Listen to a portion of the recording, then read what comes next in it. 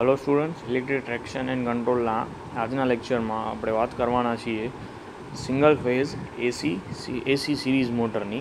આપણે આગલા લેક્ચરમાં ડીસી સિરીઝ મોટર જોઈ હતી, બરાબર છે. આપણે અત્યારે ટ્રેક્શનમાં યુઝ થતી અલગ અલગ મોટરો અને તેની કેરેક્ટરિસ્ટિક્સની વાત કરીએ છીએ. તો આજની આપણી મોટર છે single phase AC series motor. હવે આપણને એક વસ્તુ ખ્યાલ હશે કે આપણી પાસે નોર્મલી જે આપણે સપ્લાય યુઝ કરીએ છીએ એ બધો કેવો હોય છે, તો કે એ બધો એસી હોય છે, બરાબર. એસી સપ્લાય હોય છે. તો આપણે જનરલી જો એસી મોટરનો યુઝ કરીએ તો આપણે એસીથી ડીસી જે કન્વર્ઝન કરવું પડે છે એ કરવું પડે નહીં. તો આપણે જનરલી એસી ધારો કે આપણે એસી મોટર વાપરીએ તો, બરાબર, એના માટે ટ્રેક્શન પર્પઝ માટે શું કરવું પડે, તો કે ડાયરેક્ટ તો એસી સિરીઝ મોટર આપણે યુઝ કરી શકતા નથી. એની અંદર થોડાક મોડિફિકેશન કરવા પડે છે. ક્યાં મોડિફિકેશન એ આપણે અહીંયા ડાયાગ્રામ ઉપરથી ખ્યાલ આવશે. એની ફિલ્ડ વાઇન્ડિંગ છે, એની અંદર બે ફિલ્ડ વાઇન્ડિંગ હોય છે. એક તો મેઇન ફિલ્ડ વાઇન્ડિંગ છે અને બીજી છે એ કમ્પેન્સેટિંગ ફિલ્ડ વાઇન્ડિંગ છે, બરાબર. મેઇન ફિલ્ડ વાઇન્ડિંગ અને કમ્પેન્સેટિંગ ફિલ્ડ વાઇન્ડિંગ છે એ આર્મેચર સાથે કેમાં જોડેલા છે, તો કે સિરીઝમાં કનેક્ટ કરેલું છે, બરાબર. આવી રીતે આ સિરીઝમાં કનેક્ટેડ છે મેઇન ફિલ્ડ વાઇન્ડિંગ અને આર્મેચર સાથે, બરાબર. હવે કમ્પેન્સેટિંગ વાઇન્ડિંગ છે, આ કમ્પેન્સેટિંગ વાઇન્ડિંગને શું કામ લગાવવામાં આવ્યું છે, તો કમ્પેન્સેટિંગ વાઇન્ડિંગ છે એના બે ફંક્શન છે. કયા કયા? એક તો તમારું પાવર ફેક્ટર છે એ ઇમ્પ્રૂવ કરશે, બરાબર. કેમ કે એસી સિરીઝ મોટર છે એનો પાવર ફેક્ટર કેવો હોય છે, ઓછો, પુઅર હોય છે. તો એને આપણે સારું કરવા માટે પણ એક કામ કરશે કમ્પેન્સેટિંગ ફિલ્ડ વાઇન્ડિંગ. જ્યારે બીજું એનું કામ શું છે, તો કે બ્રશ ઉપર જે સ્પાર્કિંગ થાય છે વધારાનું એ ઘટાડશે. એટલે કે એક તો પાવર ફેક્ટર અને બીજું શું કરશે, સ્પાર્કિંગ ઘટાડશે, બરાબર, બ્રશ ઉપરનું. તો આ બે પોઈન્ટ તમારે યાદ રાખવાના છે કે કમ્પેન્સેટિંગ વાઇન્ડિંગ છે એના બે ફંક્શન છે. એક તો પાવર ફેક્ટર ઇમ્પ્રુવમેન્ટનો અને બ્રશ ઉપરનું સ્પાર્કિંગ ઘટાડવા માટે.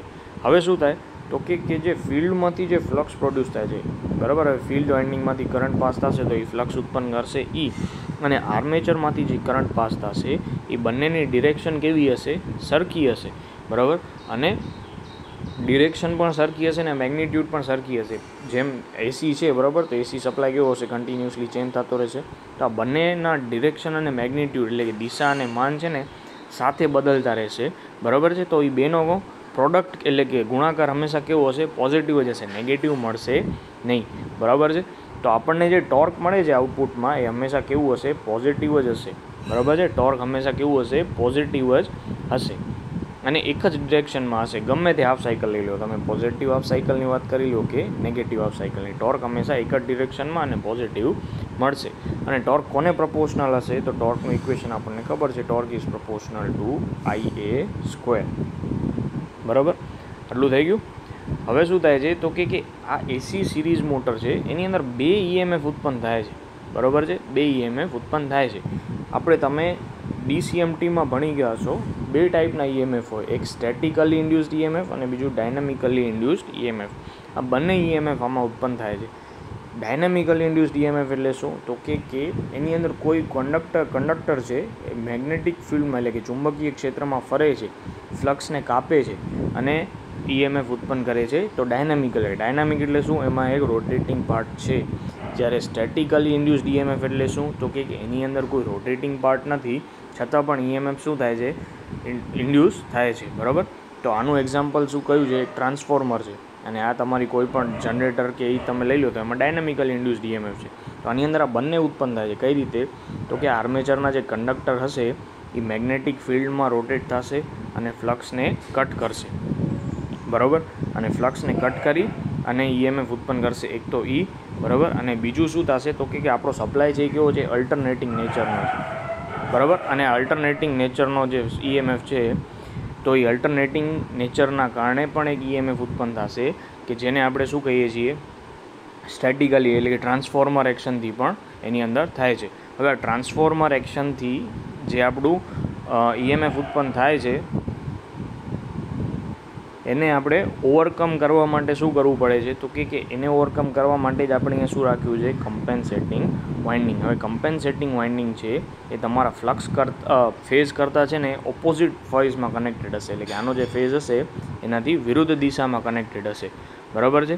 તો હવે શું થશે, તો કે કમ્પેન્સેટિંગ વાઇન્ડિંગ છે એના કારણે શું થશે, તો ઓપોઝિટ ડિરેક્શન એટલે કે આર્મેચર કરંટ છે એનાથી ઓપોઝિટ ડિરેક્શનમાં એને કનેક્ટેડ હશે.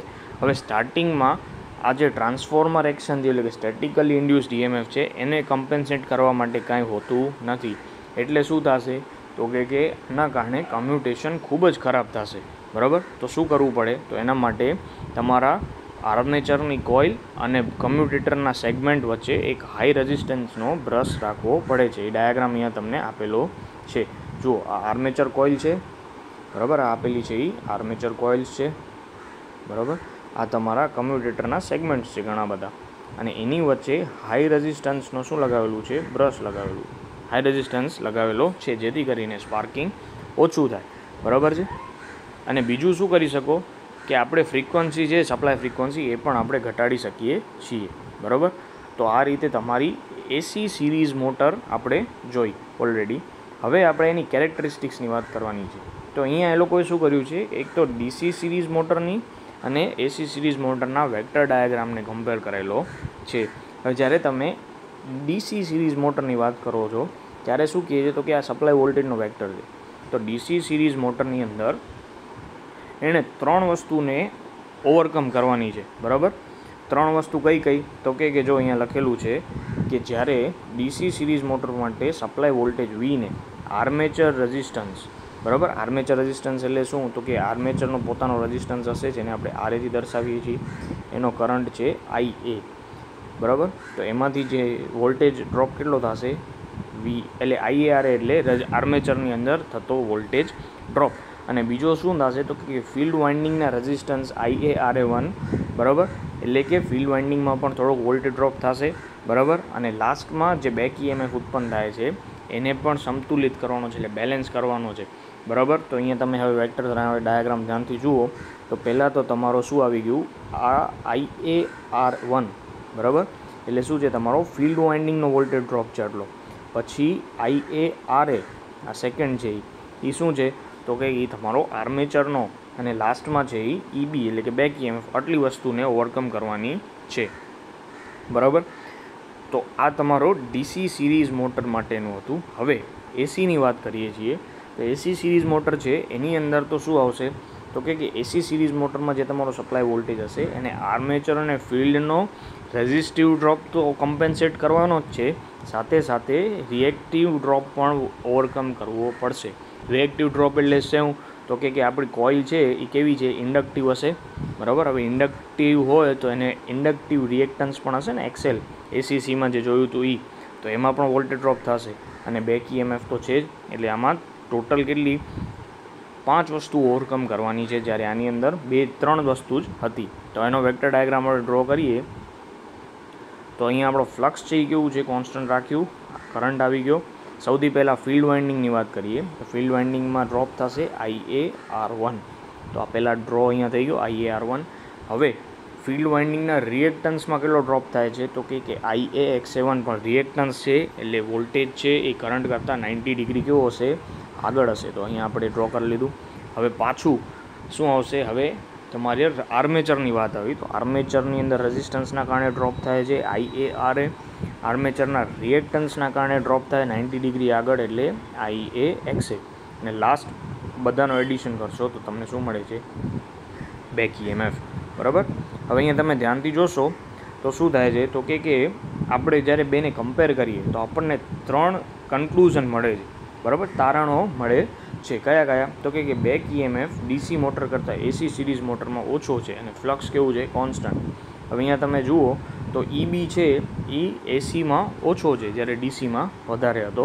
પછી બીજું તો કે આપેલી કિંમતના ટોર્ક મેળવવા માટેની સ્પીડ DC સિરીઝ મોટર કરતાં AC સિરીઝ મોટરમાં ઓછી છે. એટલે તમે સપોઝ કે તમને કોઈ પણ એક તમે ટોર્ક નક્કી કરેલું છે, એ ટોર્ક મેળવવા માટે AC સિરીઝ ઓછી સ્પીડે ડેવલપ કરી શકશે, જ્યારે DC મોટરને વધારે સ્પીડ જરૂર પડશે. DC સિરીઝ મોટર કરતાં AC સિરીઝ મોટરનું આઉટપુટ કેવું છે, ઓછું છે. બરાબર છે. તો આ આપણું હતું તમારી કેરેક્ટરિસ્ટિક્સ. બરાબર, હવે લાસ્ટમાં એ લોકોએ એક ગ્રાફ આપેલો છે કે જેની અંદર એ લોકોએ ટોર્ક સ્પીડ કેરેક્ટરિસ્ટિક્સ આપી છે. કોની તો કે DC મોટરની અને AC મોટરની. બરાબર. હવે આ કેરેક્ટરિસ્ટિક્સમાં શું ખબર પડે છે તો કે એસી સિરીઝ મોટરનો જે કર્વ છે, એટલે કે આની વાત કરું છું, બરાબર, એ કેવો છે, સ્લોપ એનો કેવો છે, સ્ટીપ છે એકદમ, બરાબર. તો શું થાય તો કે કોઈ એક તમે સ્પીડ નક્કી કરી લો છો, બરાબર. હવે એ સ્પીડ ઉપર ટોર્ક ડેવલપ કરવા માટે ડીસી સિરીઝ મોટર કરતાં એસી સિરીઝ મોટરને ઓછી સ્પીડની જરૂર પડે છે. આના ઉપરથી આપણે એ કહી શકીએ, બરાબર. હવે બુકની અંદર છે તમને એસી અને ડીસીની કમ્પેરિઝન પણ આપી છે. એસી અને ડીસીની કમ્પેરિઝન એ એટલી ઇમ્પોર્ટન્ટ નથી, છતાં પણ એકવાર વાંચી જાજો. કોઈ પણ ડાઉટ હોય તો મને પૂછી શકો છો. પછી કન્સ્ટ્રક્શનલ ફીચર છે જે આપણે ઓલરેડી જોઈ ગયા કે કમ્પેન્સેટિંગ વાઇન્ડિંગ હોય, એક છે ફિલ્ડ વાઇન્ડિંગ હોય, એક કમ્પેન્સેટિંગ વાઇન્ડિંગ હોય. પછી બ્રશની વિડ્થ કેટલી રાખવામાં આવે છે, નાની રાખવામાં આવે છે. શું કામ તો કે સ્પાર્કિંગ ઓછા થાય, ફ્રીક્વન્સી ઓછી આપણે યુઝ કરવી પડે છે, બરાબર. અને પછી કેરેક્ટરિસ્ટિક્સ છે એ એસીની સ્ટીપ છે, એ બધું રિપીટ કરેલું છે, બરાબર છે. અને લાસ્ટમાં હવે આપણે વાત કરવાની છે કે તમે એસી મોટરને, એસી સિરીઝ મોટરને વાપરી ક્યાં શકો. તો કે એસી સિરીઝ મોટરની વાત કરીએ તો એનો સ્ટાર્ટિંગ ટોર્ક કેવો છે, સ્ટાર્ટિંગ ટોર્ક ખૂબ જ ઓછો છે, એટલે કે પુઅર કહી શકો તમે, બરાબર. શું છે, પુઅર. પછી બીજું તો કે એનો પાવર ફેક્ટર પણ કેવો છે તો કે પુઅર છે એકદમ, બરાબર છે. તો એસી સિરીઝ મોટર છે એ અર્બન અને સબ અર્બનમાં આપણે વાપરી શકીએ નહીં, બરાબર છે. મોસ્ટલી આપણે ક્યાં વાપરી શકીએ તો કે એને આપણે મેઇન લાઇન્સમાં યુઝ કરી શકીએ છીએ. મેઇન લાઇન્સમાં યુઝ કરી શકો છો લોંગ ડિસ્ટન્સ માટે, અને એ પણ આપણે આગળ જોયા એ મોડિફિકેશન કર્યા પછી, બરાબર છે. તો આ રીતે તમારી એસી સિરીઝ મોટર આજે પૂરી થાય છે. એમાં ખાસ તો એનું કન્સ્ટ્રક્શન, એની કેરેક્ટરિસ્ટિક્સ, બરાબર, જેમાં આપણે કમ્પેર કર્યું કે બેક EMF છે એ ઓછો હોય છે અને ક્યાં યુઝ થાય છે એ ખાસ ધ્યાન રાખવાનું છે, બરાબર. નેક્સ્ટ લેક્ચરમાં આપણે રિપલ્ઝન મોટર જોવાની છે.